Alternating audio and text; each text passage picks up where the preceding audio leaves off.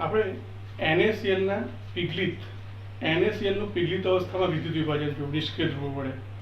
હવે આપણે આ જ NaCl નું તો કે આપણે જલીય દ્રાવણ બનાવીએ. હવે જલીય દ્રાવણ બે પ્રકારના હોય છે, સાંદ્ર અને મંદ. તો સૌપ્રથમ આપણે NaCl ના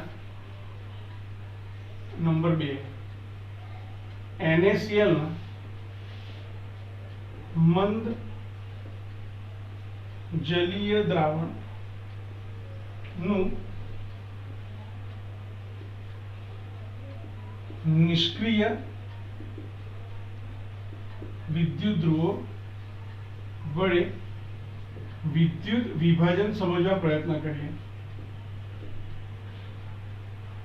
ધ્યાન આપો, NaCl નું મંદ જલીય દ્રાવણ છે એટલે આ રીતે લખી શકાય. NaCl એક્વિયસ સ્ટેટમાં છે. સારું, તો એની અંદર કોણ કોણ હાજર છે? તો કે Na+ આયન હાજર છે, Cl- આયન હાજર છે અને પાણીના અણુઓ પણ હાજર છે. આપણે આગળ જોયું કે પાણીના અણુઓ છે ઓક્સિજન પ્રક્રિયા પણ અનુભવે, રિડક્શન પ્રક્રિયા પણ અનુભવે. બરાબર છે? એટલે અહીંયા ઓક્સિજન રિડક્શન પ્રક્રિયા કરવા માટે 3 ઘટકો હાજર છે, 2 આયન અને એક તો કે H2O. અત્યારે આપણે જે આગળ પીગલિત NaCl નો અભ્યાસ કર્યો એની અંદર એક જ ધન આયન હતો, એક જ ઋણ આયન હતો. પણ તમે જુઓ અહીંયા શું થશે તો કે આપણે જાણીએ છીએ કે ભાઈ ધારો કે આ વિદ્યુત વિભાજન કોષ છે, આ શું છે તો કે એનોડ છે અને આ શું છે કેથોડ છે. પોઝિટિવ ટર્મિનલ છે, આ નેગેટિવ ટર્મિનલ છે. બરાબર છે? એનો અર્થ એવો થયો કે ભાઈ ઋણ આયન હશે એ કેથોડ તરફ જશે અને ધન આયન હશે એ એનોડ તરફ જશે. આ તો આપણે ખબર છે.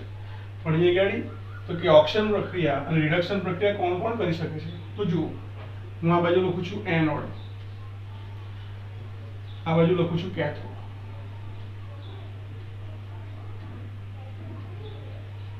તો એનોડ કેવો હોય? પોઝિટિવ હોય. તો નેગેટિવ આયન હોય એ ઓક્સિજન કરે. તો અહીંયા Cl- આયન છે એનું ઓક્સિજન થઈ શકે, પણ પાણીના અણુઓ પણ ઓક્સિજન તો કરે જ છે.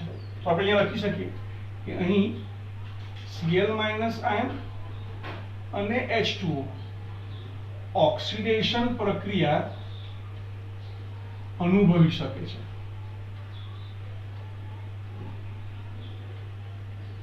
એ જ પ્રકારે કેથોડ પર નેગેટિવ ચાર્જ ધરાવતા આયન હોય જે કેથોડ પર તરફ જશે, રિડક્શન પ્રક્રિયા કરશે. તો અહીંયા Na+ આયન છે તો Na+ આયન રિડક્શન કરી શકે. ઉપરાંત પાણીના જે અણુઓ છે H2O ના અણુ પણ રિડક્શન પ્રક્રિયા કરી શકે.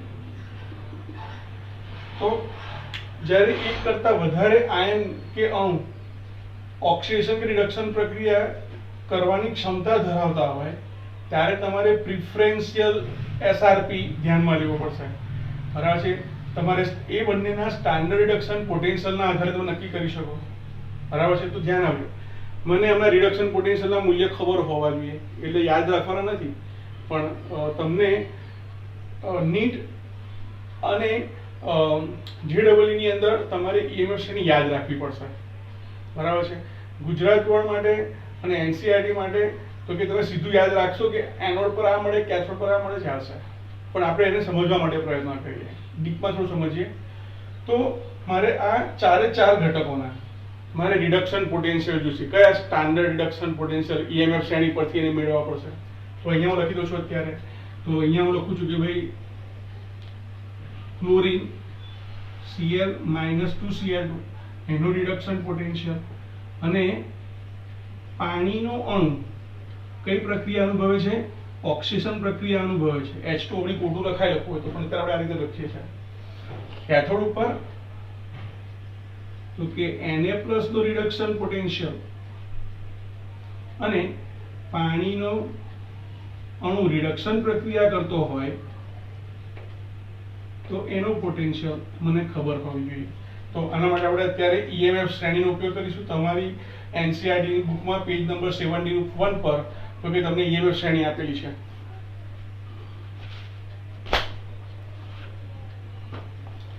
જો ધ્યાન આપો, પેજ નંબર 71 ઉપર તમે જોશો કે ઉપરથી નીચે તરફ જઈએ છીએ તેમ તેમ રિડક્શન પોટેન્શિયલના મૂલ્ય ઘટતા જાય છે અને નીચેથી ઉપર જે છે રિડક્શન પોટેન્શિયલના મૂલ્ય વધે છે. તો તમે અહીંયા જુઓ Cl માઇનસ અને Cl2, તો કે એના માટે રિડક્શન પોટેન્શિયલનું મૂલ્ય કેટલું આવે છે? તો ઉપરથી 5મી 6ઠ્ઠી બરાબર છે, તો કે લીટીની અંદર તમને ક્લોરીનના રિડક્શનનું મૂલ્ય આપેલું છે બરાબર છે. અહીંયા જો મેં શું કર્યું છે, અહીંયા ઓક્સિજન લખી નાખ્યું છે. અહીંયા આવશે શું? Cl2 Cl minus. અહીંયા ઇલેક્ટ્રોન મેળવવાના છે ને માટે. હવે જો એનું મૂલ્ય કેટલું છે તો કે 1.36 વોલ્ટ. અહીંયા તમને 1.36 વોલ્ટ છે. આ શું છે? Standard reduction potential. સારું, પાણીના ઓક્સિડેશન દરમિયાન O2 ઉત્પન્ન થાય છે. તો તમે જુઓ એનાથી નીચે એક લીટી છોડીને જુઓ તો તમને આપે છે O2 + 4H + 4 electron gives 2H2 બરાબર છે. તો અહીંયા ઉત્પન્ન શું થાય છે? અહીંયા O2 ઉત્પન્ન થાય છે, રાઈટ. તો એના માટે રિડક્શન પોટેન્શિયલનું મૂલ્ય કેટલું છે કે 1.23 વોલ્ટ છે. Na પ્લસ માટે જોઈએ તો નીચે જતા રહો, સક્રિય ધાતુઓ નીચે આપેલી છે, તો એના માટે મૂલ્ય કેટલું છે એનું? -2.71 વોલ્ટ, -2.71 વોલ્ટ. આ શું છે? એનો સ્ટાન્ડર્ડ રિડક્શન પોટેન્શિયલ છે. સારું, પાણીના રિડક્શનથી H2 ઉત્પન્ન થાય, તો એનાથી થોડું ઉપર જાઓ તો તમને આપેલું છે એનું મૂલ્ય -0.83 વોલ્ટ. તમારી પાસે આટલી માહિતી છે. તમારે નક્કી કરવાનું છે સ્ટાન્ડર્ડ રિડક્શન પોટેન્શિયલના મૂલ્ય પરથી કે કોનું ઓક્સિજન થશે ને કોનું રિડક્શન થશે. તો ધ્યાન આપો અહીંયા કાઢી. તો અહીંયા 1.3 SRP, જ્યારે ઓક્સિજનની વાત આવે ત્યારે જેનો SRP ઓછો હોય એ ઓક્સિડેશન પ્રક્રિયા કરશે. તો આ બંનેમાં તો કે 1.23 વોલ્ટ કોનું ઓછું છે? પાણીનું રિડક્શન પોટેન્શિયલ ઓછું છે, માટે પ્રક્રિયા કોણ કરશે? પાણી કરશે. કોણ ઉત્પન્ન થશે? O2 ઉત્પન્ન થશે. તો અહીંયા લખીશું આપણે શું? તો કે અહીં પાણીનો SRP ઓછો હોવાથી તે ઓક્સિડેશન અનુભવે અને શું મુક્ત કરશે? તો કે ઓક્સિડેશન છે એટલે O2 મુક્ત કરે. પેલી તરફ જઈએ તો અહીંયા તમે જુઓ -2.71 વોલ્ટ, -0.83 વોલ્ટ. તો વધારે મૂલ્ય કોનું છે? પાણીનું છે. નેગેટિવ મૂલ્ય, જે નેગેટિવ મૂલ્યની અંદર તો કે અણુ મૂલ્ય વધારે છે, એટલે કે ટોટલ મૂલ્ય જોવા જઈએ તો -2.71 કરતા -0.83 વોલ્ટ જેવું કે વધારે કહેવાય. તો જેનો SRP વધારે હોય એ શું કરે? રિડક્શન કરે. તો લખવાનું કે અહીં H2O નો SRP, H2O રિડક્શન પ્રક્રિયા કરવા માટેનો SRP વધુ હોવાથી તે રિડક્શન પ્રક્રિયા કરે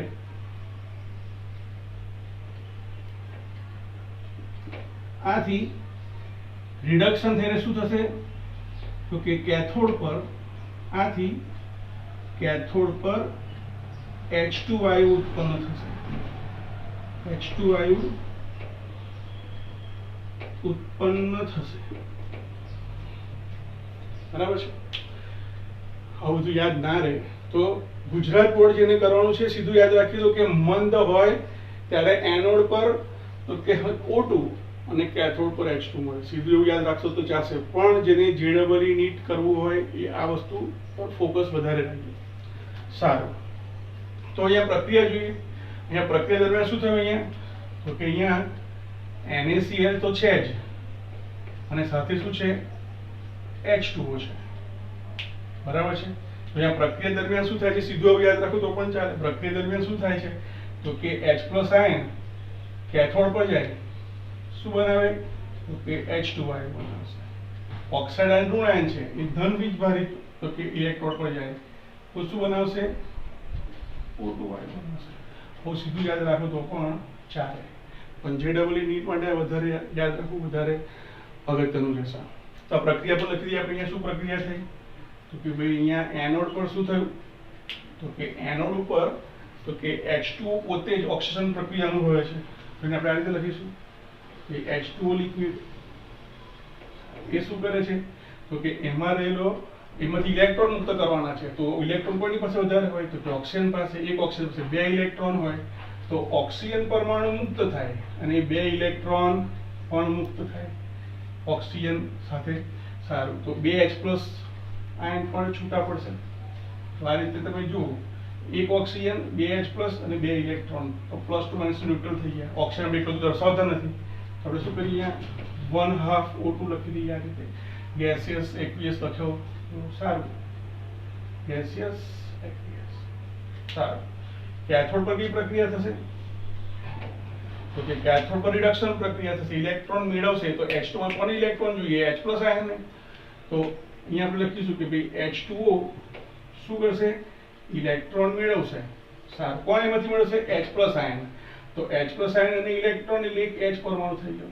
તો બાકી શું રહ્યું, OH-. રાઈટ. તો એક પર H પરમાણુ એકલો તો ક્યારેય અસ્તિત્વ ધરાવતો નથી, એ હંમેશા દ્વિપરમાણુ સ્વરૂપે હોય. તો આખાને 2 વડે સમીકરણને ગુણી નાખીએ તો અહીંયા H2 થઈ જશે, અહીંયા 2OH થઈ જશે. આ એક્વિયસ અને ગેસિયસ. આખી પ્રક્રિયામાં શું થાય છે જુઓ, અહીંયા આખી પ્રક્રિયા દરમિયાન શું થયું તો કે અહીંયા પાણીના 3 અણુ થયા. ધ્યાન આપજો, આ 2 ઇલેક્ટ્રોન કેન્સલ થઈ ગયા. હવે તો કે 2H+ અને 2OH-. તો આ શું થઈ ગયા, 2H2 કહેવાય ને, 2H+ અને 2OH-. તો 2H2. તો આ 2H2 કેન્સલ અને આ 2H2 કેન્સલ, એટલે આ કેન્સલ થઈ ગયું આપણે માટે. તો રહ્યું શું અહીંયા તો કે H2O liquid gives H2 gas plus 1/2 O2 gas.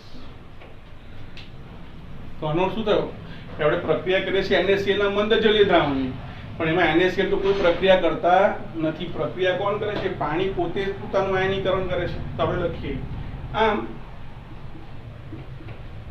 NaCl ના મંદ જલીય દ્રાવણમાં, હા અહીંયા આપણે ગ્રેફાઇટના સળિયા લીધેલા છે, હા નિષ્ક્રિય વિદ્યુતધ્રુવ છે, એટલે ગ્રેફાઇટ અથવા પ્લેટિનમ લખું તો ચાલે. સારું, તો અહીંયા કહી શકાય કે NaCl ના મંદ જલીય દ્રાવણમાં પાણીનો અણુ બરાબર છે તો કે પ્રક્રિયા કરે છે, વિદ્યુત વિભાજન પ્રક્રિયામાં ભાગ લે છે.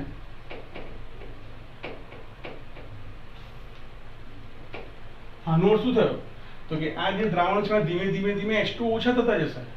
તો હવે NaCl ની અંદર NaCl પ્રમાણ વધતું જશે, પાણી ઘટતું જશે, તો NaCl ની સાંદ્રતા મંદથી કઈ થશે, સાંદ્ર થશે. તેથી કહી શકાય કે આથી કહી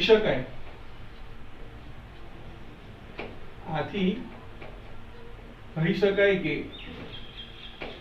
NaCl ની સાંદ્રતામાં વધારો થશે.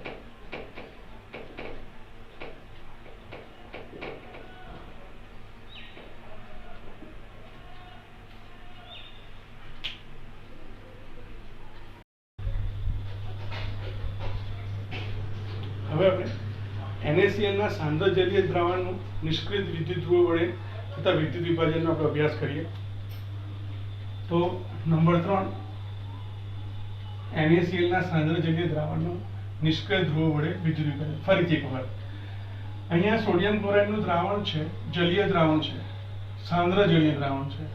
પણ જલીય દ્રાવણ હોય એનો અર્થ શું થયો, એમાં સોડિયમ આયન પણ છે, ક્લોરાઇડ આયન પણ છે, પાણીના અણુઓ પણ છે. હા, પણ સાંદ્ર હોવાને કારણે કહી શકાય કે સોડિયમ આયન અને ક્લોરાઇડ આયનનું પ્રમાણ કેવું હશે, વધારે હશે. તો અહીંયા પણ આપણે કહી શકીએ કે એનોડ અને કેથોડ પર કઈ પ્રક્રિયા થશે નક્કી કરવી પડશે. જો બે જ હોત ફિક્સ તો કહી શકાય કે ઋણ આયન છે બરાબર છે એ એનોડ પર ઓક્સિજન અનુભવશે અને જે ધન આયન છે કેથોડ પર રિડક્શન અનુભવશે. પણ અહીંયા બે કરતા વધારે ઘટકો હાજર છે, તો આપણે નક્કી કરવું પડશે. પ્રિફરન્શિયલ રિડક્શન પોટેન્શિયલ પરથી આપણે નક્કી કરીશું કે કોણ એનોડ પર અને કોણ કેથોડ પર પ્રક્રિયા કરશે. તો એના માટે ફરીથી આપણે આગળ જોયું પ્રમાણે એ જ લખેલું છે, કોઈ ફેરફાર નથી કર્યો. તો અહીંયા એમ કહી શકાય કે ભાઈ એનોડ પર ઓક્સિજન પ્રક્રિયા થાય બરાબર છે. તો કે એનોડ માટે શું કહેવાય તો કે PaO બરાબર છે, પોઝિટિવ એનોડ ઓક્સિડેશન. તો એનોડ પોઝિટિવ છે બરાબર છે, એટલે નેગેટિવ આયન એના પર એટ્રેક્ટ થાય, તો અહીંયા Cl માઇનસ છે અને H2O બંને પ્રક્રિયા કરી શકે છે, એટલે લખી શકાય કે Cl માઇનસ અને H2O ઓક્સિજન પ્રક્રિયા અનુભવી શકે છે. બરાબર છે. કેથોડ ઉપર તો કે કેથોડ શું છે તો કે NCR નેગેટિવ કેથોડ રિડક્શન પ્રક્રિયા, એટલે કે કેથોડ નેગેટિવ છે તો પોઝિટિવ આયન એના પ્રત્યે એટ્રેક્ટ થાય તો Na+ અને H2O રિડક્શન પ્રક્રિયા કરી શકે. H2O બંને પ્રક્રિયા કરી શકે, આપણે ભણી ગયા આગળ. સારું, તો EMF શ્રેણી પરથી મેં આગળ લખેલા એ જ મૂલ્ય પર રવા દીધા છે. ક્લોરીન અને પાણીનો SRP, સોડિયમ અને પાણી રિડક્શન પ્રક્રિયાનો SRP. તો અહીંયા જોઈને સ્પષ્ટ થાય છે કે હવે એનોડ પર ઓક્સિજન પ્રક્રિયા થાય છે તો જેનો SRP ઓછો હોય એ ઓક્સિજન પ્રક્રિયા થાય. તો અહીંયા તો કે પાણીનો SRP ઓછો છે, બરાબર છે, માટે ઓક્સિજન પ્રક્રિયા કરે તો શું થાય તો કે H2O નો SRP ઓછો હોવાથી ઓક્સિજન પ્રક્રિયા કરી O2 મુક્ત કરવો જોઈએ, કરે, પણ એવું થતું નથી. એટલે અગત્યનું સાંદ્ર જલીય દ્રાવણ મોસ્ટ ટાઈમથી છે. શું થાય છે એ પછી સમજીએ આપણે. અહીંયા તમે જુઓ સોડિયમનો રિડક્શન પોટેન્શિયલ અને પાણીનો રિડક્શન પોટેન્શિયલમાં જેનો રિડક્શન પોટેન્શિયલ વધારે હોય એ રિડક્શન પ્રક્રિયા કરે. તો અહીંયા તો કે પાણીનું રિડક્શન પોટેન્શિયલ વધારે છે એટલે કેથોડ પર શું થશે તો કે H2 રિડક્શન અનુભવીને H2 વાયુ મુક્ત કરશે. તો અહીંયા કોઈ પ્રોબ્લેમ નથી, આ બરાબર છે, બરાબર છે. પણ અહીંયા તકલીફ શું થાય છે ધ્યાન આપજો અહીંયા ગાડી. તો અહીંયા વાસ્તવમાં તો કે પાણીનો SRP ઓછો હોવાને કારણે એ ઓક્સિજન પ્રક્રિયા કરી O2 મુક્ત કરવો જોઈતો હતો, પરંતુ અહીંયા શું થાય છે કરવો જોઈએ.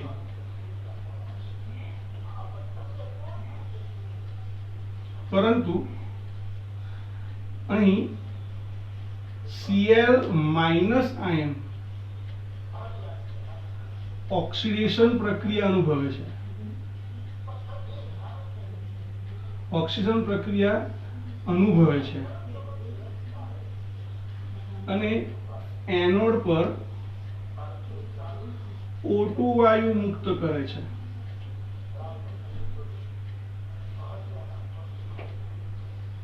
તો કેવું શા માટે થાય છે એના ઘણા બધા કારણો દ્વારા સમજાવી શકાય. તો એના કારણો વિશે જરા જોઈએ.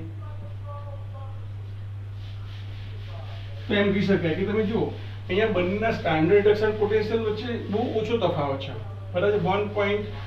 1.0.30 નો તફાવત છે. એટલે એમ કહી શકાય કે SRP તફાવત કેવો છે, અલ્પ છે, ઓછો છે. નંબર 1. હવે બીજું, આ નંબર 1. નંબર 2, પ્રાયોગિક રીતે તો કેવું જાણવા મળ્યું છે કે H2O નું ઓક્સિડેશન કરવું Cl માઇનસ ની સાપેક્ષે, Cl માઇનસ ની, હું આમ લખું છું વધારે જગ્યાએ જોશીલા મળે, Cl માઇનસ આયન ની સાપેક્ષે તો કે હાર્ડ પ્રોસેસ છે, હાર્ડ પ્રક્રિયા છે. એટલે કે H2 ઓક્સિજન કરે અને પેલા Cl માઇનસ ઓક્સિજન કરી શકે છે. કેવી રીતે સમજો? H2 ની અંદર ઓક્સિજન સાથે 2 H જોડેલા છે, એટલે કે ઓક્સિજન ધારો કે માં છે અને 2 H+ એના બાળકો છે. તો 2 બાળકોને મૂકીને તો કે ક્યાંક જવું 4-5 કલાક માટે, બરાબર છે, અને બીજા ઘરની અંદર કોઈ એક જ વ્યક્તિ છે, બરાબર છે, તો એને જ્યારે ઘરની બહાર જવું હોય તો એ સરળતાથી જઈ શકશે. કેમ તો કે એની આગળ પાછળ કોઈ છે નહીં, પણ H2 ની અંદર ઓક્સિજન પાસે 2 H+ છે, એટલે એને મૂકીને, નાના છોકરા છે, નાના બાળકો છે, H+ નું કદ નાનું છે ને, નાના બાળકો છે, તો H+ ને છોડીને જવું ઓક્સિજન માટે મુશ્કેલ છે. H+ ને છોડો અને પછી ઇલેક્ટ્રોન આપીને ઓક્સિજનમાં ફેરવો, એ પ્રક્રિયા પ્રમાણમાં મુશ્કેલ છે. કોની સાપેક્ષમાં? તો કે Cl માઇનસ ની સાપેક્ષમાં. નંબર 3 તો કે Cl માઇનસ આયન ની સાંદ્રતા કેવી છે? અહીંયા ગાડી વધારે છે. એટલે Cl માઇનસ શું કે બે H2O તો રહેવા દે, હું તારી બધી ઇલેક્ટ્રોન આપી દઉં છું અને એને કારણે Cl સરળતાથી ઇલેક્ટ્રોન આપે છે. નંબર 4, સૌથી અગત્યનો મુદ્દો. નંબર 4 તો અહીંયા આગળ લખું છું કારણ કે જગ્યાનો અભાવ છે, એટલે અહીંયા લખી દઉં છું. નંબર 4 શું તો કે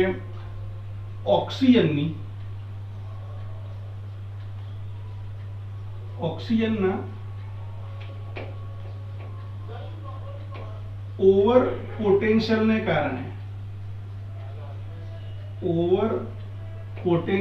કારણે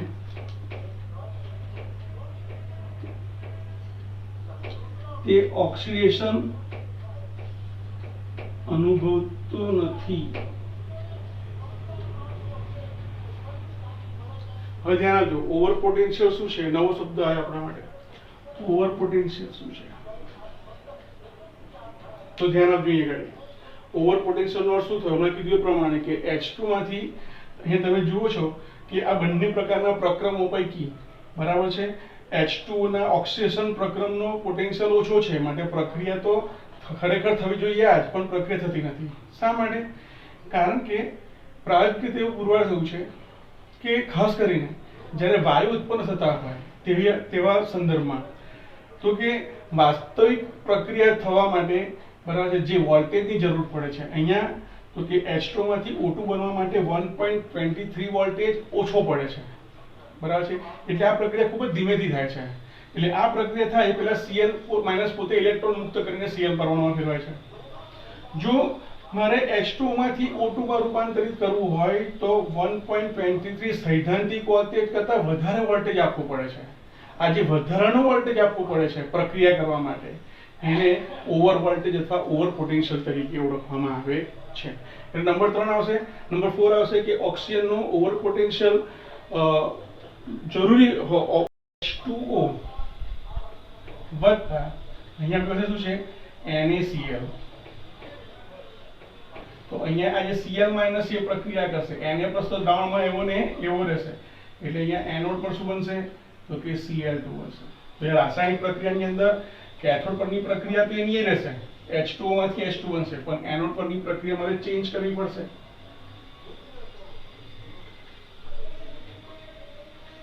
એટલે અહીંયા પ્રક્રિયામાં પણ થોડો ફેરફાર કરવો પડશે, બરાબર છે. તો એનોડ પર શું થશે? તો કે એનોડ ઉપર Cl માઈનસ આયન ઇલેક્ટ્રોન મુક્ત કરી Cl પરમાણુમાં ફેરવાશે. બે Cl પરમાણુ ભેગા કરીએ તો Cl નો અણુ બને, તો આખાને બે વડે ગુણી નાખીએ. આ રીતે ઓક્સિડેશન પ્રક્રિયા થઈ. રિડક્શન પ્રક્રિયાની અંદર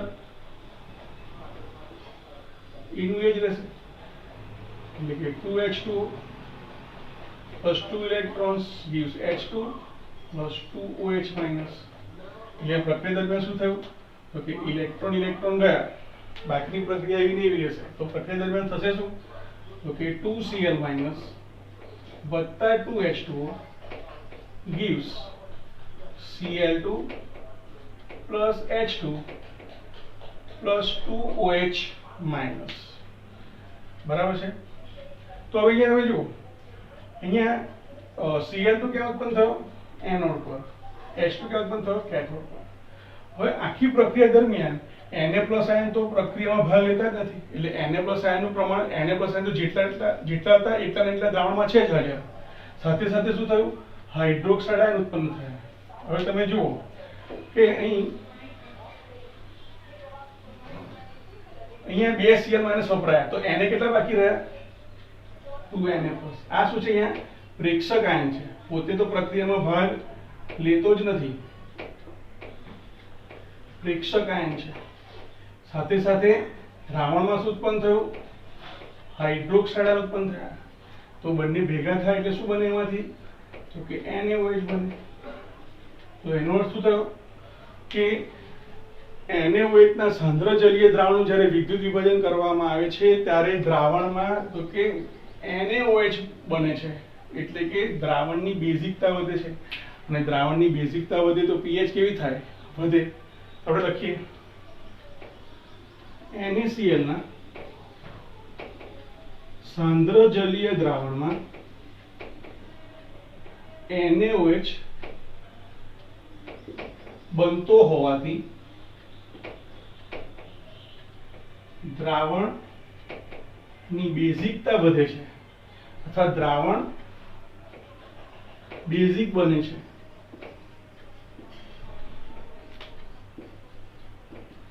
એટલે કે વિદ્યુત વિભાજન પ્રક્રિયા દરમિયાન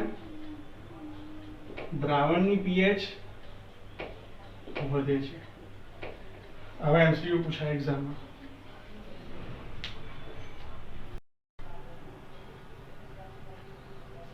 હવે આપણે કોપર સલ્ફેટ વિદ્યુત વિભાજ્ય ના જલીય દ્રાવણનું નિષ્ક્રિય ધ્રુવ વડે વિદ્યુત વિભાજન સમજીએ. જો અહીં કોપર સલ્ફેટનું જલીય દ્રાવણ છે એટલે એની અંદર પાણી તો છે જ છે, એમાં Cu2+ આયન હાજર છે, સલ્ફેટ આયન પણ હાજર છે. તો અહીંયા એક કરતાં વધારે ઘટકો ઓક્સિજન અને રિડક્શન પ્રક્રિયા કરી શકવા માટે સમર્થ છે. તો એનોડ એટલે શું? પાવ મીન્સ શું? પોઝિટિવ એનોડ ઓક્સિડેશન, એટલે કે એનોડ પોઝિટિવ છે એટલે એની પર ઋણ આયન પ્રક્રિયા કરશે. તો ઋણ આયન કોણ છે? સલ્ફેટ આયન છે. H2 બંને પ્રક્રિયા કરી શકે છે એટલે ઓક્સિડેશન પણ કરી શકશે.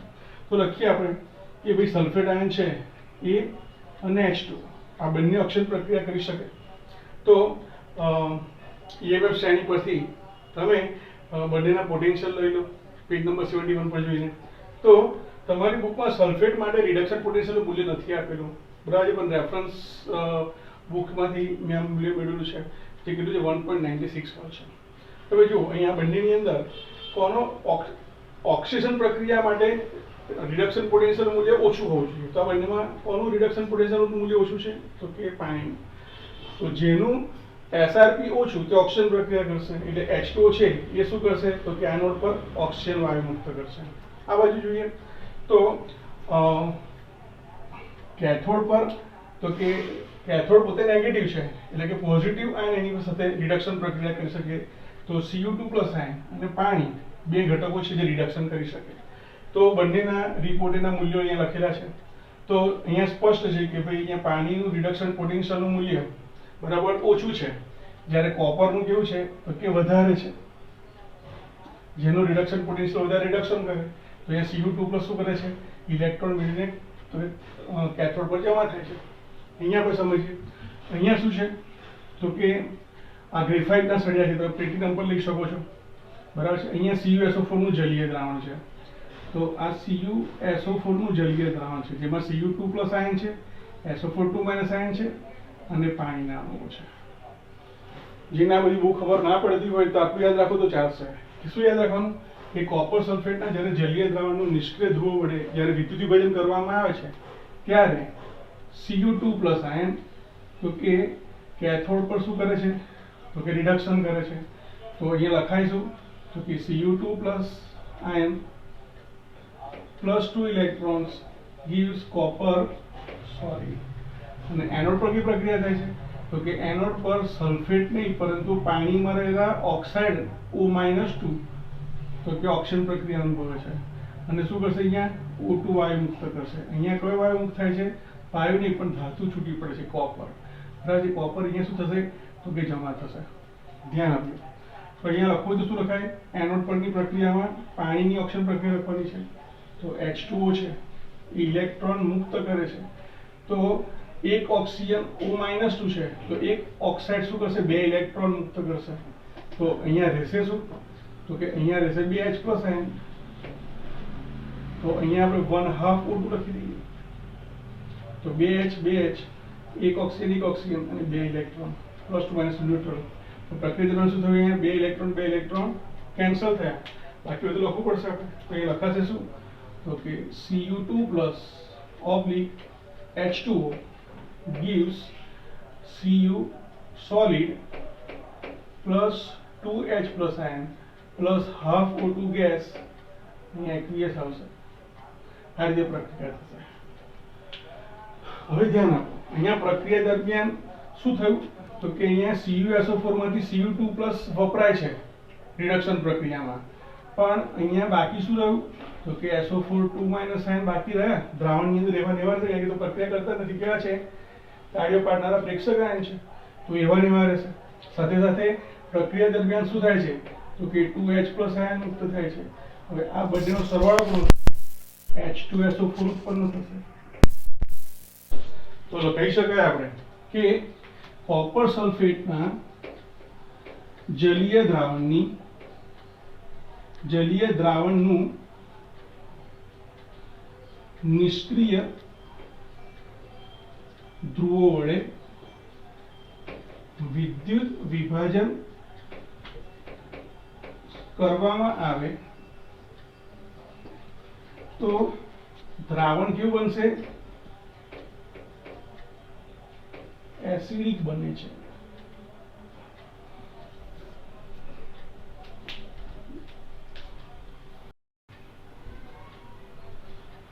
મિત્રો હવે આપણે કોપર સલ્ફેટના જલીય દ્રાવણમાં કોપરના સળિયા ઉમેરીને અત્યાર સુધી આપણે શું કર્યું? અત્યાર સુધી આપણે જે પણ ભણ્યા એમાં નિષ્ક્રિય તો કે વિદ્યુત ધ્રુવનો ઉપયોગ કરેલો, ગ્રેફાઇટ અથવા પ્લેટિનમનો ઉપયોગ કરેલો.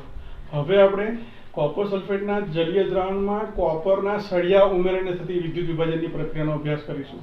તો અહીંયા તમે જુઓ, અહીંયા જે લખેલું છે એનું એ જ છે, આગળ લખ્યું છે એ જ છે, એમાં છે સુધારા વધારા કરી દઈએ. તો કોપર સલ્ફેટના જલીય દ્રાવણનું તો કે સક્રિય ધ્રુવો, અથવા અહીંયા લખી દઉં છું કે કોપરના જ, આપણે બે રીતે લખીએ,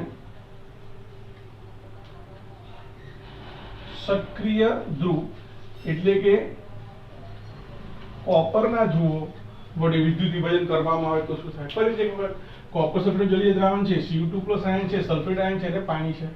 તો એનોડ પર તો કે આપણે સલ્ફેટ આયન અને પાણીના અણુઓ પ્રક્રિયામાં, પાણીના અણુઓ ઓક્સિજન પ્રક્રિયા માટે હાજર છે. પણ મિત્રો અહીંયા એનોડ તરીકે ધારો કે આ તમે લો, અહીંયા કોપરનો સળિયો છે, ચલો આ પણ કોપરનો સળિયો છે અને આ પણ કોપરનો સળિયો છે, આ કોપરનો સળિયો છે અને આ પણ કોપરનો સળિયો છે.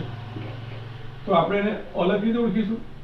તો કે આપણે એક કામ કરીએ ને, અહીંયા આ એનોડ છે અને આ કેથોડ તરીકે વર્તે છે. તો આપણે અહીંયા કોપર એનોડ લખી દઈએ અને અહીંયા આપણે કોપર કેથોડ લખી દઈએ. તો તમે જુઓ, એનોડ પર ઓક્સિજન પ્રક્રિયા કરવા માટે 3 ઘટકો હાજર છે. કયા કયા?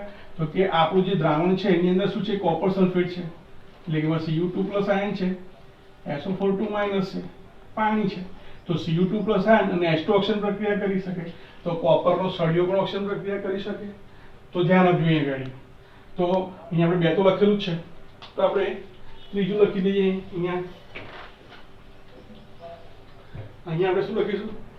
આ કાઢી નાખું છું ત્યારે. તો અહીંયા આપણે 3 ઘટકો છે. એક તો Cu સોલિડ, કયો? એનોડ પરનો. હું અહીંયા એનોડ લખું છું સમજ પડે એટલા માટે. એનોડ તરીકે વર્તતો કોપર, દ્રાવણમાં સલ્ફેટ આયન અને દ્રાવણમાં રહેલા પાણીના અણુ ઓક્સિજન પ્રક્રિયા કરી શકે છે. તો મારે શું કરવું પડે? તો કે 3 ના રિડક્શન પોટેન્શિયલ લખવા પડે સ્ટાન્ડર્ડ, અને એમાં જે ઓછું હોય એ પ્રક્રિયા કરશે. તો આપણે અહીંયા લખીએ E0 Cu2+ Cu, બરાબર છે. એનું મૂલ્ય કેટલું છે? તો કે એનું મૂલ્ય છે -0.34 વોલ્ટ. ધ્યાન આપો, અહીંયા કોપરનું મૂલ્ય કેટલું છે? -0.34 વોલ્ટ છે, બરાબર છે. જોડે એક વખત કોપરનું મૂલ્ય અહીંયા H2O અહીંયા +1.23 છે, અને આ તો કે +0.34 વોલ્ટ છે. તમે એ શ્રેણીમાં જોશો તો તમને ખ્યાલ હશે. તો અહીંયા બધાની અંદર સૌથી ઓછું મૂલ્ય કોનું છે રિડક્શન પોટેન્શિયલનું? તો કે કોપરનું રિડક્શન પોટેન્શિયલનું મૂલ્ય સૌથી ઓછું છે. તો અહીંયા લખીએ, અહીં કોપરનો SRP ઓછો હોવાથી તે ઓક્સિડેશન અનુભવે. તો એનો અર્થ શું થયો? મિત્રો આ કોપરનો સળિયો છે, ધ્યાન આપજો. તો આ કોપરનો જે સળિયો છે એમાંથી શું ઉત્પન્ન થાય? તો કે એમાંથી શું બને? Cu2+ બની જાય અને 2 ઇલેક્ટ્રોન મુક્ત થાય. આ 2 ઇલેક્ટ્રોન તો એનોડ થી કેથોડ તરફ જશે અને કોપરના વિદ્યુત રાસાયણિક પોષણ થતું તો એવી પ્રક્રિયા થઈ ગઈ. જો અહીંયા કોપર સોલિડમાંથી Cu2+ બનશે અને એ શું થશે? દ્રાવણમાં જશે અને ઇલેક્ટ્રોન તો કે સુવાહકતાર મારફતે કેથોડ તરફ જશે, એટલે બેટરીમાં જશે ત્યાંથી કેથોડ તરફ જશે, બરાબર છે. તો અહીંયા એનોડ પરનો કોપર આયન સ્વરૂપે દ્રાવણમાં જાય છે, બરાબર છે. પ્રક્રિયા થઈ ગઈ, રાઈટ. કેથોડ પર શું થશે? તો કેથોડ પર આપણે 2 પ્રકારના આયન છે, એટલે 2 પ્રકારના ઘટકો છે, એક Cu2+ અને બીજો H2O. એટલે અહીંયા આપેલું જ રહેશે. અહીંયાનો રિડક્શન પોટેન્શિયલ પણ લખ્યો. અહીંયા કોપરનો રિડક્શન પોટેન્શિયલ કેવો છે? વધારે છે, માટે કેથોડ પર કોપર જમા થશે. તો હવે શું થયું? તો કે આ દ્રાવણમાં જે કોપરના આયનો છે એ આ રીતે એનોડ પર જશે અરે કેથોડ પર જશે, બરાબર છે. એટલે ધીમે ધીમે શું થશે તો કે આ કોપરના સળિયા પર તો કે દ્રાવણમાં રહેલ Cu2+ આયન, દ્રાવણમાં રહેલ Cu2+ આયનો ધીમે ધીમે જમા થશે. એટલે આ કેથોડ છે એ બલ્કી બનશે, એનું વજન વધશે. અને અહીંયા શું થયું આખી પ્રક્રિયા દરમિયાન તો કે કોપરના પરમાણુઓ એનોડના સળિયા તરીકે વર્તતા કોપરના પરમાણુઓ copper+2 સ્વરૂપે દ્રાવણમાં જશે, બરાબર છે. આ રીતે દ્રાવણમાં જશે અને દ્રાવણમાં રહેલા Cu2+ આયનો રિડક્શન અનુભવીને કોપર પર કેથોડ પર જમા થશે. તો એ પ્રક્રિયા શું થશે ધ્યાન આપો. એનોડ પરની પ્રક્રિયા આપણે હંમેશા પહેલા લખીએ છીએ. તો એનોડ પર કેવી પ્રક્રિયા થઈ તો કે એનોડ પર કોપર સોલિડ, પણ આપણે કયું લખીએ છીએ અહીંયા એનોડ તરીકે વર્તતો કોપર, એમાંથી શું થયું તો કે ઓક્સિજનની વિવરતા થઈ, 2 ઇલેક્ટ્રોન મુક્ત થયા જે એનોડ થી કેથોડ તરફ સુવાહક તારમાંથી ગયા અને Cu2+ ક્યાં ગયા એક્વિયસ એટલે જલીય દ્રાવણમાં ગયા. એ દરમિયાન શું થયું તો કે દ્રાવણમાં રહેલા Cu2+ આયન કેથોડ પરના ઇલેક્ટ્રોનનો સ્વીકાર કરી કેથોડ પર જમા થયા. હવે કેથોડ પરના કોપરના સળિયાને આપણે CuC વડે દર્શાવીએ છીએ. તો જો આખી પ્રક્રિયામાં શું થયું ધ્યાન આપજો મિત્રો અહીંયા આગળ. તો પ્રક્રિયાની અંદર Cu2+ કેન્સલ, 2 ઇલેક્ટ્રોન કેન્સલ. તો અહીંયા આખી પ્રક્રિયા દરમિયાન થયું શું તો કે કોપર એનોડ થી કોપર કેથોડ બન્યું. આખી પ્રક્રિયામાં શું થયું કોપરના સળિયા પરના પરમાણુઓ ક્યાં એકઠા થયા કેથોડ પર એકઠા થયા. આખી પ્રક્રિયા દરમિયાન કોપર કેવો થયો એનોડ પરનો જે કોપરનો સળિયો છે એ શું થશે તો કે ધીમે ધીમે ખવાતો જશે, ક્ષીણ થતું જશે. અને એ દરમિયાન તો કે દ્રાવણમાંના કોપરના એનો કેથોડ પર જમા થયા. 1 કરોડ કોપરના પરમાણુઓ Copper+2 આયનમાં ફેરવાયા. તે દરમિયાન 1 કરોડ તેટલા જ કોપરના આયન શું થયા કોપરના સળિયા પર કેથોડ પર જમા થયા. હું દરેક વખતે ઉદાહરણ આપું છું. હું મહાભારતનું ઉદાહરણ આપું છું. મહાભારતની અંદર જ્યારે પાંડવો જુગારમાં હારી જાય છે અને જ્યારે દ્રૌપદીનું વસ્ત્રાહરણ થાય છે અને દ્રૌપદી તે વખતે જ્યારે ભગવાન શ્રી કૃષ્ણને યાદ કરે છે ત્યારે શું થાય છે તો કે દુશાસન બાજુથી સાડી ખેંચે છે, દ્રૌપદી ગોળ ગોળ ફરે છે અને ઉપરથી તો કે અદ્રશ્ય રૂપે તો કે સાડી તો કે એની પર પહેરાતી જાય છે. જેટલી સાડી દુશાસન ખેંચે છે એટલી સાડી પહેરાતી જાય છે, એટલી સાડી તો કે ભગવાન શ્રી કૃષ્ણ મારફતે તો કે એની પર પહોંચતી રહે છે. અને જ્યારે દુશાસન થાકી જાય છે ત્યારે ઉપરથી આવતી સાડી પર અટકી જાય છે અને દ્રૌપદી પણ સાડી જેટલી હતી એટલી અચળ રહી જાય છે. ખ્યાલ આવ્યો? તો અહીંયા યાદ રાખો કે જ્યારે કોપરના સક્રિય ધ્રુવો વડે જ્યારે કોપર સલ્ફેટનું વિદ્યુત વિભાજન કરવામાં આવશે ત્યારે એનોડ તરીકે વર્તતો કોપર ખવાતો જશે અને દ્રાવણમાંનો કોપર કેથોડ પર જમા થશે. તો આ પદ્ધતિનો ઉપયોગ, આ પ્રકારની પદ્ધતિનો ઉપયોગ ખાસ કરીને તો કે ધાતુના શુદ્ધિકરણમાં કરવામાં આવે. અહીંયા તમે જુઓ, બરાબર છે. જો એનોડ તરીકે અશુદ્ધ એનોડ તરીકે જો અશુદ્ધ કોપર નો સળિયો કે પટ્ટી લેવામાં આવે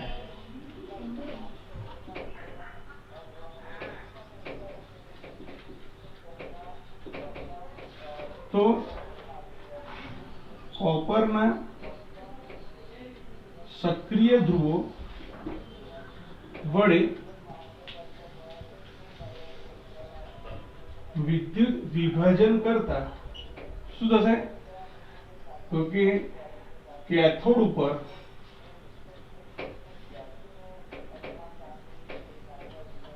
કોપર જમા થશે. આમ અશુદ્ધ કોપર શુદ્ધ કોપરમાં ફેરવાશે.